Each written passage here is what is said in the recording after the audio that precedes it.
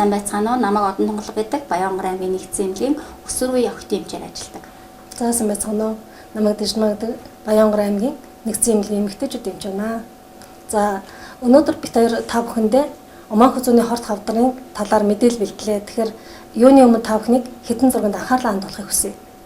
За энэ бол таны Омаах үзүү хэвийн үед дотрын тал тавиад үзэхэд эмчид Омаах үзүүч ингэж харагддаг. За энэ дараагийн зураг бол Омаах үзүүч нь улаага шархалсан байгаа байдал. За энэ дараагийн зураг бол Омаах үзүүний хорт хавдар хожуу шатанд орсон зураг байна. За энэ дараагийн зураг бол мөн адилхан Омаах үзүүний хорт хавдар хожуу шатанд орсон зураг байна. Ийм хөрхөн байсан Омаах үзүү ийм батлаа өөрчлөгдөж байгаа энэ зургийг та бүхэн харьцуулж харж байгаа. Тэгэхээр энэ Омаах үзүү яагаад ийм болчих вэ гэхээр энэний ерөөсө гол үндсэн шалтгаан нь бол ердөө хүний хөхөнцөр вирус гэдэг вирусээс болж байгаа. За хүний хөхөнцөр вирус бол Омаах үзүүний хорт хавдрыг үүсгэж байгаа хамгийн гол хүчин зүйл юм аа. За тэгэхээр хүний хөхөнцөр вирусын талаар мэдээлэл өгч одно явчээ. Хүний хөхөнцөр вирус нь Омаах үзүүний хорт хавдрыг үүсгэдэг, бэлгийн замаар халдварладаг.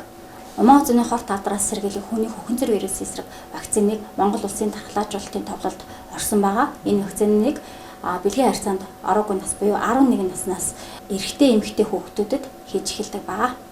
Хүний хөхөнцөр вирусын вакцин нь хүний хөхөнцөр вирусын 16, 18, 6, 11 гэсэн хэв шинжүүдээс сэргийлж байгаа. Тэгэхээр 16, 18-аас сэргийлнэ гэдэг бол нөгөө Омаах үзүүний хорт хавдрын 70% үүсгэж байгаа нөгөө вирусээс сэргийлэх ийм ач холбогдолтой байгаа. Дээрээс нь хэв шинж 6, 11-аас сэргийлж байгаа нь юу гэхээр бэлэг эрхтний одоо өв ургацаг үүсгээс мөн сэргийлдэг юм вакцин байгаамаа. Хүний хөхөнцөр вирус нь зөвхөн одоо нэг Омаах үзүүний хорт хавдарч гэхгүй бас хошногны, аан усны ам залхуурын, эрэгтэй хүмүүст шодон, бэлэг эрхтний ийм хавдруудыг бас давхар үүсгэдгээр аюултай юм аа.